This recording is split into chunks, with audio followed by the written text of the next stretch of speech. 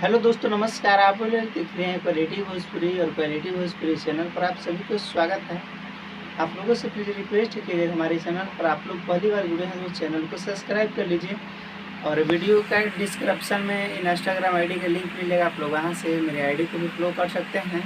और बताने वाले हैं भोजपुरी के आज ट्रेंडिंग स्टार के ये गाना जो कि रिलीज हुआ है टीजर, और बहुत जल्द शायद कल इसका वीडियो सॉन्ग भी रिलीज़ हो जाएगा।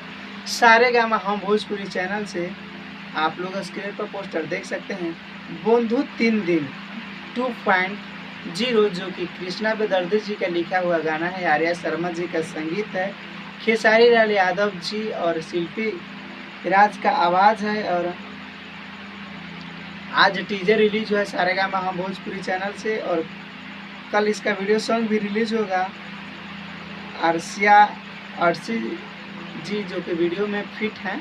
और तो जितने भी खेसारी लाल यादव जी के फैंस हैं, आप लोग तैयार हो जाइए, जाकर सारेगामा हम भोजपुरी चैनल पर आप लोग टीजर के देखिए और ट्रेंडिंग में ला दीजिए। जब पोस्टर ट्रेंडिंग में आ सकता है तो टीजर क्यों नहीं। बाकी आप लोग जो सुन लिए होंगे कमेंट में ज़रूर बताइएगा, जो नहीं सुने जाकर आप लोग सुन लीजिए।